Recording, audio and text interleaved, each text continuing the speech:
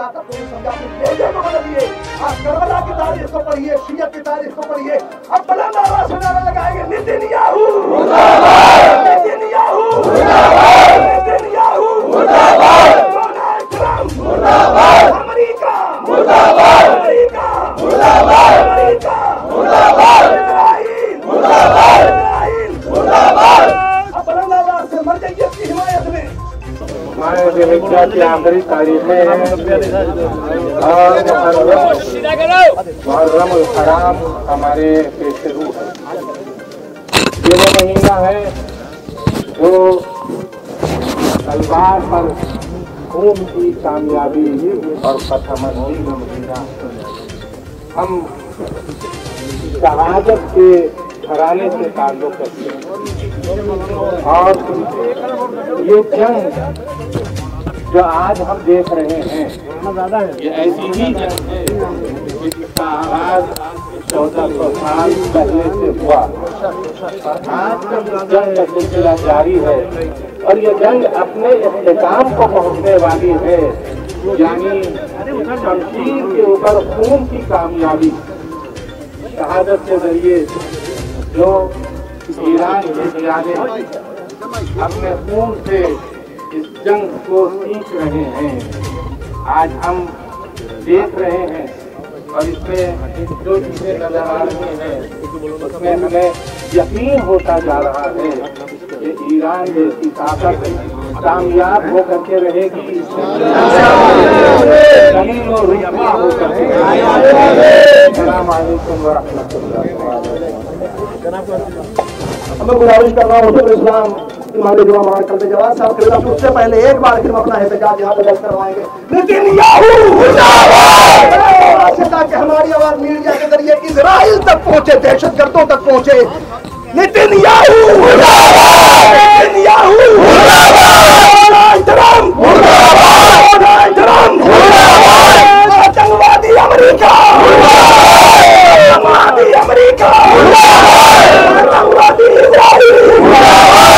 मरकजियत की हिमायत में Ayatollah Khamenei जिंदाबाद, खामेनी जिंदाबाद, आयतुल्लाह सिस्तानी जिंदाबाद, हमारी मरकजिया जिंदाबाद, ईरान जिंदाबाद, ईरान जिंदाबाद, हिंदुस्तान जिंदाबाद, ईरान हिंदुस्तान की दोस्ती जिंदाबाद, ईरान हिंदुस्तान की दोस्ती जिंदाबाद। गुजारिश कर रहा हूँ इमाम जुमा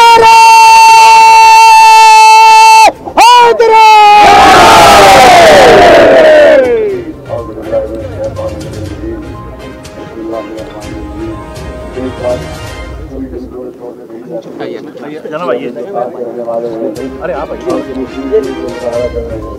हम ईरान के जो मुजाहरा कर रहे हैं तो हम आपके सामने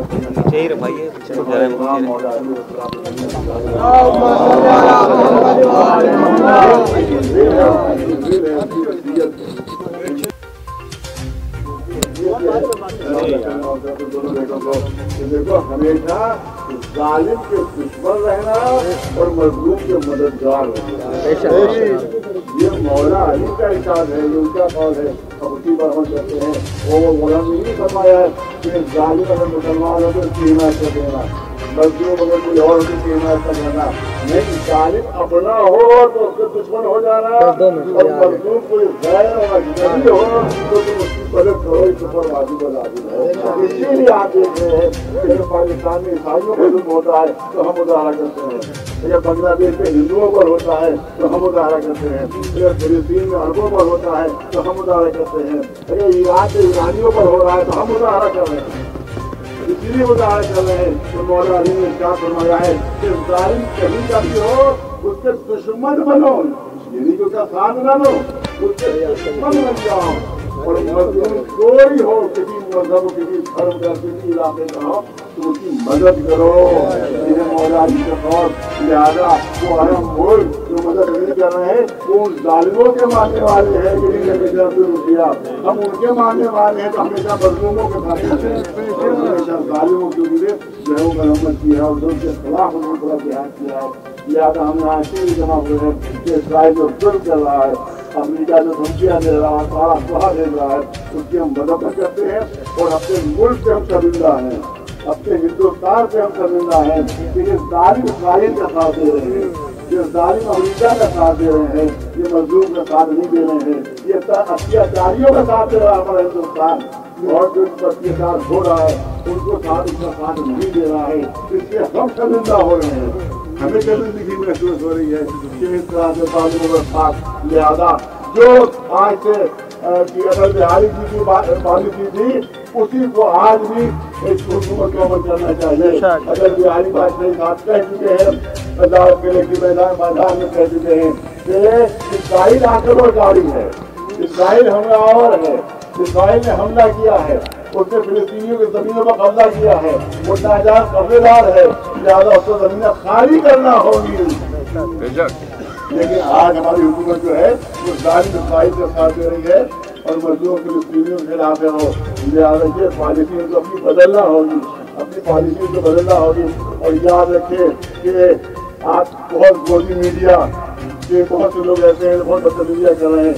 एक कुतिया है जो बराबर भौंक रही है, बेशक भौंक रही है। और एक जरा सामने भाग गया, छुप गया। अरे मनहूस चुड़ैल को भेजो इस्राइल, इस मनहूस चुड़ैल को इस्राइल भेजो। जब सायरन बजे तब देखते टिकती है कि नहीं टिकती है। बेशक बेशक Modi media, Modi media, Modi media, America मुर्दाबाद, इस्राइल मुर्दाबाद, मुर्दाबाद, एक से बढ़कर एक चलिए, अमेरिका इस्राइल, एक से बढ़कर एक चले, अमेरिका इस्राइल। ये मनहूस जो है मीडिया कर रही है, इस्राइल तो बड़ी मोहब्बत है इस्राइल को देखते हैं इतना मीडिया के सामने खड़ी रहती है तो देखते कि ताली भी कुछ किया जाएगा, इस्राइल पे तो जाकर गिरती है। राजनीला इस्राइल की मुझे अपनी औकात पता चल जाएगी। ये बात कही गई कि कब की दी गई, इस्राइल में भी धमकी दी, बस ज्यादा वक्त लेना है, इस्राइल में भी धमकी दी, अमेरिका में धमकी दी। हमको मालूम है, हमें मालूम है कि अब्दुल्ला खान कहाँ है। हम जब विचार को मार दें, जब विचार को खत्म कर दें तो हम यहाँ से बाहर नहीं देना चाहते हैं। इस्राइल को भी अमेरिका को भी मारना तो दूर की बात है, करना तो दूर की बात है। आयतुल्लाह खामेनी की एक बाल भी पीका हो गया, रोया भी पीका हो गया, तो फिर हम हिंदुस्तान में किसी अमरीकी और इस्राइल को घुसते नहीं। किसी भी हमारे होली को कदम नहीं रख पाएंगे, किसी भी हमारे मुकद्दस मकामात को कदम नहीं रख पाएंगे। हम यहाँ खड़े रहेंगे, उनको धक्के देकर बाहर निकालेंगे, जूतों से मारेंगे। किसी भी अपनी होली मकाम के ऊपर, किसी मुकद्दस मकाम पर हम यहाँ पर मुजाहरे करेंगे और उनको इजाजत दी गई। यहाँ अपने होश में रहे, अपने होश में रहे। जो बंकर के अंदर कुछ छुपा हुआ हो वो किसी को क्या मारेगा, वो क्या किसी का कत्ल करेगा। वो मनहूस तो भागते तस्वीर आ रही है, छुपने के लिए भाग रहा है। जो भगोड़ा हो तो किसी बहादुर को कहाँ से मार पाएगा, कहाँ से निकल पाएगा। लिहाजा यहाँ के ऊपर गुजारिश है कि आप जुल्म का साथ मीडिया से और जो कहा आगे मुनाफिर बोले कहा इसलिए हमला किया कि मुज़ाकरात करने लगे ईरान, मुज़ाकरात की मेज पर आ जाए, टेबल टॉक करने लगे, इसलिए हमला हुआ है। कितना बड़ा धोखा दे रहा है मोदी मीडिया कहकर। अरे मुज़ाकरात हो रहे हैं तो कभी तो हमला हुआ है, मीटिंग होने वाली हुआ है तो हमला हुआ है। इसका मतलब है मीटिंग ये धोखा थी, खिलाफ था भाई, जो धोखा था ईरान को धोखे में रख का हमला किया। नहीं हुआ जो पहला हमला हुआ तो बड़ा नुकसान हो गया, क्योंकि उसको तस्वीर नहीं था ईरान को बातचीत कर रहा हूँ हमला हो जाएगा। बिल्कुल वही हरकत की है जो चीन ने हिंदुस्तान की बात की थी नेहरू के बारे में। जो नेहरू जी गए थे बातचीत के लिए, उसी वक्त चीन ने हमला कर दिया और आज तक उसका नुकसान हिंदुस्तान भुगत रहा है। जो जमाने में चीन ने कब्जा किया था आज तक हिंदुस्तान खाली नहीं करवा पाया, जो उस जमाने में धोखा दिया था वही धोखा अमेरिका और इस्राइल ने ईरान को या बातचीत के बहाने जो बातचीत में तुम लगे हो उस पर तो हमला करेंगे। ये वजह से उनका हमला बहुत नुकसान होगा कि अब पता चल रहा है नतीजा ईरान को। आज इस्राइल ठीक मांगे सवाल की बात, अरे हमें माफ कर दो, ए ईरान हमें माफ कर दो, ए ईरान हमें माफ कर दो। तुम्हें माफ कर दे तो 70,000 मैंने बच्चों औरतों को मारा है। क्या कर रहा है? एक अस्पताल के ऊपर बम गिर गया, कुल्लम हजरा अस्पताल को बम गिर गया, रजा के फिलिस्तीन के सारे अस्पताल को बम गिर गया। आप इधर एक लफ्ज नहीं कहा उस पर, एक कंटेनेशन नहीं उसके ऊपर। भूखे प्यासे बच्चे औरतें जब लाइन में खड़े होते हैं और रोटी मांगने के लिए खड़े होते हैं, उस पर फायरिंग होती है और हजारों बच्चों को मार डाला। आप मोदी मीडिया खामोश है, उसको जवाब है कि आपने हर बदमाशी की इजाजत दे दी। सारे कानून ईरान के लिए है और सारे हर कानून से अलग है। दुनिया के कोई कानून के ऊपर नहीं है, नहीं इंटरनेशनल कोई कानून है, नहीं यूनाइटेड के कोई कानून है। सब कानून जो है वो ईरान के लिए है। तो आज ये पूरा मैं पूछना चाहता हूँ, मुझे इतना बताओ कि पाकिस्तान हिंदुस्तान के लिए ज्यादा खतरनाक है या ईरान ज्यादा खतरनाक है? बता दो मुझे, अभी बताइए। आपसे सवाल होगा, पाकिस्तान ज्यादा खतरनाक है? ईरान ने कभी हिंदुस्तान को हमला किया? कभी हमला किया? पाकिस्तान ने कितनी मतलब हमले किए? 4-5 मतलब हमले किए। सवाल यह है कि पाकिस्तान के रिएक्टर पर जो हमला नहीं हो रहा है उसको कैसे इजाजत देंगे? नहीं पार्वत नहीं। इसका मतलब यह है कि जो अमेरिका के गुलाम है उनको आजादियां हासिल होती है। एक अकेला ईरान है जो अलम अपनी आजादी का बदल किए हुए हैं, सब गुलामी से सर झुकाए हुए हैं। एक है जो सर उठाए हुए हैं, इमाम हुसैन का मानने वाला है, मानने वाला है। तो इमाम हुसैन ने ऐलान किया था कि इज्जत की मौत को गंवाया है, जिल्लत की जिंदगी गंवाया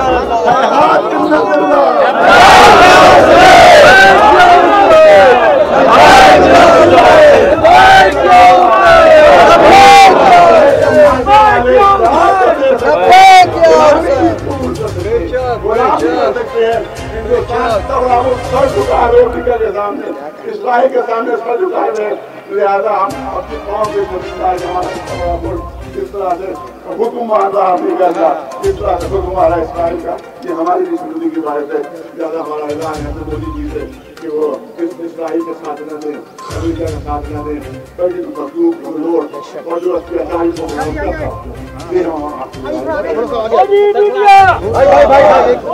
देखिए आक्रमणकारी कौन है? आप क्यों नहीं बता रहे कौन आक्रमणकारी है? किसने जंग की शुरुआत की है? क्यों छुपा रहे हो तुम लोग? क्यों छुपा रहे हो तुम लोग? क्योंकि छीछड़े मिल रहे हैं वहां से, इसराइल से। गोदी मीडिया को इसराइल से छीछड़े डाले जा रहे हैं तुम्हारे खाने के लिए, लिहाजा तुम लोग इसराइल का साथ दे रहे हो, अमेरिका का साथ दे रहे हो। तुम्हारे पास छीछड़े आ रहे हैं वहां से, लिहाजा तुम जालिम का साथ दे रहे हो, अत्याचारी का साथ दे रहे हो, और जिस पर जुल्म किया जा रहा है उसके तुम फेवर नहीं कर रहे हो, बल्कि उल्टी सीधी गलत खबरें उसमें फैलाई जा रही हैं। जब अत्याचारी है, हमलावर है, आक्रमणकारी इसराइल है, तो आप उसकी निंदा क्यों नहीं कर रहे हैं? काहे के लिए उसकी निंदा नहीं कर रहे हो? कि जो बातचीत हो रही थी तो धोखा देकर उसने क्यों हमला कर दिया, क्यों वहाँ पर आफत बचा दी, क्यों बेगुनाहों को मार रहा है वो, और क्यों वो एटी में देखकर जो वो कह रहे हैं कि हम बातचीत के जरिए से मसला हल करेंगे, उसको सिलसिले में उस पर तबाही क्यों मच रही है? अगर उसमें रसाव हो गया तो लाखों लोग मरेंगे, लाखों लोग मर जाएंगे। कौन जिम्मेदार होगा? कौन जिम्मेदार होगा? ये सब जिम्मेदार होंगे जो इसराइल के साथी हैं। अगर वहाँ एटमी रिएक्टर से रसाव हुआ तो हमारे हिंदुस्तान भी जिम्मेदार होगा, चीन, जितने भी मुल्क हैं सब जिम्मेदार हो जाएंगे, लाखों लोग अगर मरेंगे। लिहाजा हमारी गुजारिश अपने मुल्क से यह है, अपने मुल्क से यह है कि इसराइल का साथ न दें, अमेरिका की गुलामी न करें, अमेरिका की गुलामी न करें, बल्कि जो मजलूम है, जिसके अत्याचार किया जा रहा है, उसका साथ दे। यही हमारी गुजारिश। कुंभ से मसद तक लोग भेजे गए, अभी तक आने का कोई साधन नहीं, पूरी सोशल मीडिया ठप पड़ी है, क्या जाएगा? अब हम देखिए, आज हम मिलने वाले थे राजनाथ साहब से, मैंने मालूम किया तो मालूम है कि वो उधमपुर गए हुए हैं। लिहाजा हम लोग 23 को उनसे वहाँ जाकर 22 को मिलेंगे उससे। राजनाथ साहब जो वो हैं यहाँ के मिनिस्टर हैं, डिफेंस मिनिस्टर है, तो 22 को हमारा मुलाकात तय हुई है। उसमें हम करेंगे कि वहाँ से लोगों को निकालने का इंतजाम किया जाए। 22 को से मुलाकात हमारी। मुस्लिम ममालिक, अरे मुस्लिम ममालिक को कह रहे हैं उनको कि ये गुलाम ममालिक, सिलेज ममालिक, गुलाम ममालिक जो गुलाम करते वही वो कर रहे हैं, इससे ज्यादा कुछ कर ही नहीं सकते।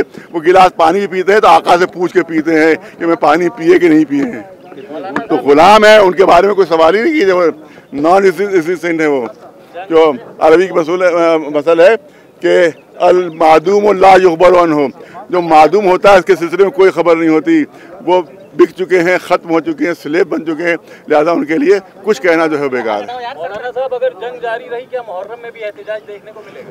मुहर्रम एहतजाजी का नाम है, मुहर्रम है प्रोटेस्ट, जुल्म के खिलाफ प्रोटेस्ट। अगर उस पर प्रोटेस्ट नहीं होगा तो फिर कब होगा? भारत की भूमिका कैसे देख रहे हैं? भारत की भूमिका बहुत गलत है, बिल्कुल गलत है। वो अत्याचारों का साथ दे रहा है, वो जुल्म का साथ दे रहा है, जबकि ये हमें गलत है पॉलिसी। आप जो अटल बिहारी जी की पॉलिसी थी वही पॉलिसी हमारी गवर्नमेंट को भी आज की अपनाना चाहिए, यही हमारा कहना है। देखिए, जिस तरह ईरान पर इजराइल ने दहशतगर्दाना हमला किया है और उसके बाद जिस तरह अमेरिका के सदर डोनाल्ड ट्रंप ने ये कहा कि हम आयतुल्लाह खामनाई को कत्ल कर देंगे, फिर दूसरा उनका बयान आया कि इजराइल उनको कत्ल करने जा रहा था लेकिन मैंने रोक दिया, धमकियां दी जा रही हैं उनको। तो हमारा एहतजाज इन धमकियों के ख़िलाफ़ हुआ है। ईरान कमज़ोर नहीं है कि हम ये कहें कि ईरान पर हमला क्यों हो रहा है। ईरान अपने हमले का मुँह तोड़ जवाब दे रहा है और इजराइल को वैसा ही बना दिया है जैसा कि इजराइल ने गाज़ा को बनाया था।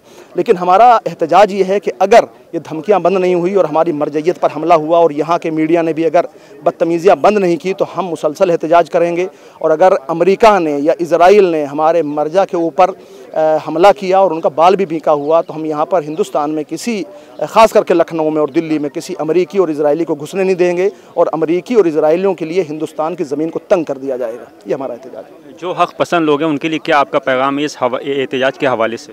देखिए, हक़ पसंद लोग तो खुल के आ गए हैं ना, चाहे वो दुनिया में कहीं पे भी हो, वो मुकम्मल इजराइल के ख़िलाफ़ खड़े हुए हैं। और जो प्रोपेगेंडा मुसलसल ईरान के ख़िलाफ़ किया जा रहा था कि वो यहूदियों के साथ मिला हुआ है, इजराइल के साथ मिला हुआ है, अब दुनिया ने देख लिया कि उसी ईरान ने किस तरह सह्यूनियत को, यहूदियत को और इजराइलियों को धूल चटाई है। तो जो प्रोपेगेंडे थे वो ख़त्म कर दिए गए हैं। जिनकी आँखों पर तारीख पर्दे पड़े हुए थे वो भी अब देख रहे हैं कि हक़ क्या है और बातिल क्या है। देखिए, ईरान हक़ पर है और हमेशा उसने मज़लूमों का साथ दिया है। ज़ालिम हुकूमत का हमेशा ख़ात्मा हुआ है और इंशाअल्लाह ईरान की फतह होगी। आज जो ये कह रहे हैं कि हमारे अस्पतालों पर हमला किया है और इन्हीं ने गलत किया है, इससे पहले गाज़ा में इन्हीं ने जो जुल्म ढाया था, क्या वो सही था? 54,000 औरतों बच्चों को कत्ल आम किया है, मासूम बच्चों औरतों को यतीम किया, बेवा किया, क्या वो सही था? आज ईरान की फतह होगी इंशाअल्लाह। ये मुजाहिरा जो हुआ है वो यकीन तौर से होना चाहिए। आफ्ताब शहीद मौलाना कबीर जवाद साहब की क़यादत में मुजाहिरा हुआ है और इंशाअल्लाह ईरान की फतह याब हुई होगी और इंशाअल्लाह वो ज़रूर कामयाब होगा और इसराइल नेस्त व नाबूद हो जाएगा। आज जुमे के दिन आसिफ मस्जिद लखनऊ के शाही मस्जिद में एहतजाज हुआ। जो ईरान और इसराइल की जंग हो रही है, जो मज़लूमों को खून बहाया जा रहा है और इसराइल का काम है हमेशा से गिदड़ भपकियाँ देना, क्योंकि उसने बस इतना ही सीखा है और उसी गिदड़ भपकी से एक गिदड़ भपकी उसने ये दे दी, उसे ये भी नहीं अंदाज़ा है कि उसने क्या बोल दिया। और यूँ कहा जाए कि उसने ज़बरदस्ती अपने सर ऐसा बयान ले लिया है कि जिसका जुबरान उसका बाप अमेरिका भी नहीं कर पाएगा। कि उसने आज ये रहबर इनकलाब हज़रत आयतुल्लाह खामनई को जान से मारने तक की उसने धमकी दे दी। और वो ये नहीं जानता है कि अगर उनका बाल भी बाका होता है तो पूरी दुनिया में ईंट से ईंट बच जाएगी। कहीं भी जो भी सच्चा मुसलमान है, अली का चाहने वाला, वो खामोश नहीं बैठेगा। इसी के विरोध में, इसी के अगेंस्ट यहाँ पे प्रदर्शन किया गया है। इंसानियत के लिए प्रदर्शन किया गया है, मजलूमों के लिए प्रदर्शन किया गया है और हैवानियत और जुल्म के ख़िलाफ़ प्रदर्शन किया गया है। मेरी गुजारिश है तमाम इंसानों से कि सब मिलकर इसराइल की नाबूदी के लिए दुआ करें, ईरान की फतह के लिए दुआ करें। इंशाअल्लाह इस जंग में इस्लामी जमहूरियत ईरान को कामयाबी मिलेगी और इसराइल को शिकस्त फाश मिलेगी। न सिर्फ इसराइल को, आज जो इसराइल के साथ खड़े हुए हैं उन्हें भी इंशाअल्लाह ज़लील और रुस्वा होना पड़ेगा। जैसा कि आप ख़बरों में देख रहे हैं कि किस तरीके से इसराइल ने बातचीत, जब मुज़ाकरा चल रहा था उसी के दरमियान उस मुज़ाकरे को ख़राब करने के लिए ये हमला किया। और ईरान को बिल्कुल ख़बर नहीं थी कि ऐसा हमला होने वाला है। तभी आप देखें कितने कमांडर उनके शहीद हो गए। लेकिन उसके बाद आप ईरान का हमला देखिए, ईरान का जवाब देखिए कि जिस जंग में जिसकी शुरुआत इजराइल ने की उसके किस तरीके से जवाब दिया जा रहा है। ये अली वाले होने का सबूत है कि जिस तरीके से अगर सामने वाला जंग शुरू करे, चैलेंज दे, तो उसको उसी तरीके से जवाब देना चाहिए और कभी भी जंग में पहल नहीं करना चाहिए। ये हमारे मौला अली अलैहिस्सलाम का फरमान है, उनकी वसीयत है कि कभी भी जंग में पहल ना करो और जब अगर हमला हो तो कभी भी डर के भागो नहीं। हमेशा उसका जवाब दो।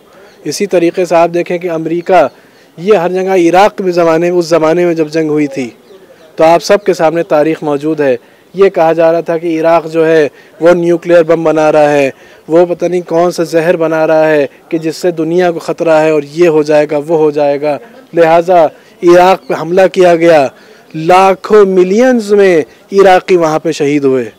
इसी तरीके से हासिल क्या हुआ? कुछ हासिल नहीं हुआ। आज ट्रंप के पुराने बयान उठा के देख लीजिए, जब प्रेसिडेंशियल डिबेट्स होती हैं कि जब प्रेसिडेंट का जो उम्मीदवार होते हैं वो आपस में डिबेट करते हैं, उसमें ट्रंप ने खुद कहा कि कोई उनके पास WMDs और कोई हथियार उनके पास मौजूद न थे और सिर्फ ये तेल हासिल करने के लिए ये जंग बहाना थी। आज भी वही प्लेबुक और वही तरीक़ेकार इस्तेमाल हो रहा है कि ये कहा जा रहा है कि ईरान जो है वो न्यूक्लियर हथियार बना लेगा, लिहाजा हमारे लिए ज़रूरी है कि हम ईरान को न्यूक्लियर वेपन बनाने से रोकें। और उस ज़माने में भी लोगों ने कहा था कि कोई हथियार मौजूद नहीं इराक़ के पास। आज भी साइंसदान, आज भी रिसर्चर्स यही कह रहे हैं कि ईरान के पास कोई हथियार मौजूद नहीं है, मगर उनको सिर्फ जंग कराने से मतलब है, उनको जंग जीतने से मतलब नहीं है। उनको ये चाहिए कि जंग मुसलसल कहीं ना कहीं जारी रहे ताकि उनके हथियार बिकते रहें, उनके असलहे बिकते रहें। उनको जंग जीतने से मतलब नहीं है। अफ़गानिस्तान में 20 साल हालात ख़राब रहे, असलहे बिकते रहे, मगर आप देखें नतीजा कार हासिल क्या हुआ? कुछ हासिल नहीं हुआ। जो तालिबान जिसके लिए जंग कर रहे थे उसको हटाने के लिए उसी के हाथ में सब कुछ दे के चले आए। इसी तरीके से यूक्रेन में जो जंग चल रही है सिर्फ इसलिए कि वहाँ हथियार बिके। ज़ेलेंस्की को बिलियंस में एड दी जा रही है सिर्फ इसलिए ताकि वो हथियार ख़रीदे। इसी तरीके से यहाँ मिडिल ईस्ट में यहाँ हालात ख़राब किए जा रहे हैं। यमन में जंग ज़बरदस्ती थोपी गई इसलिए कि सऊदी अरब और जो दूसरे ममालिक हैं वो हथियार ख़रीदें और हमारे हथियारों की बिक्री हो। इससे अलावा मतलब नहीं है। उनको सिर्फ बिज़नेस चाहिए है, बिज़नेस चलता रहे, कोई जीते कोई हारे उनसे कोई मतलब नहीं है। वो इधर भी हथियार बेचेंगे और दूसरे साइड भी हथियार बेचेंगे। जाहिर है कि जो है कि हम ज़ालिमीन के ऊपर